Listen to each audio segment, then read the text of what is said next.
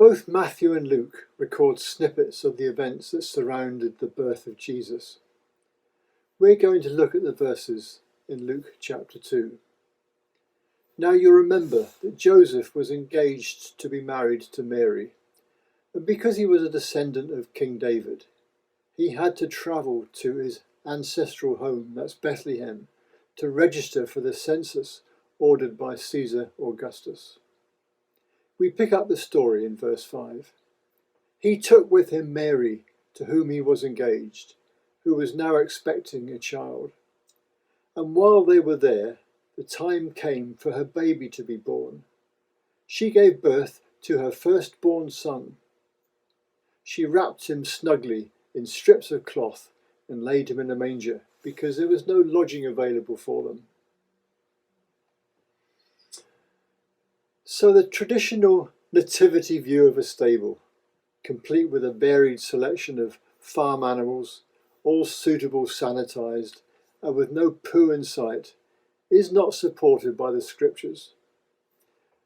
The reality was that Mary possibly gave birth in the open air, in the yard behind an inn, in circumstances that would fill today's midwives with horror.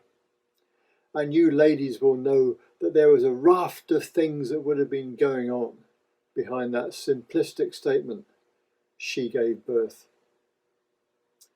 But we mustn't forget from the story that a young couple, most probably in their teens, faced into what must have been for them life-changing circumstances, and they faced it with courage and commitment.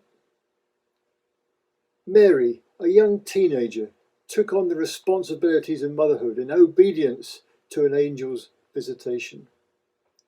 Joseph, probably not much older than Mary, likewise was obedient to God's plan, responsibly taking on the role of fatherhood. Surely they are role models even today for our young people. But neither must we forget about God's plan. Why didn't he arrange for Jesus to be born to a rich home with all its comforts? Or why didn't he parachute Jesus into Palestinian society at the age of 30? No, Jesus had to be born in natural circumstances, breastfed and in nappies, fulfilling the prophecy in Isaiah 7:14 that was given over 700 years before Jesus was born. It says, "Therefore the Lord himself will give you a sign. The virgin will conceive and give birth to a son, and will call him Immanuel." Not only did Jesus experience a human birth, but he was also Immanuel, which means God with us. He was both God and man.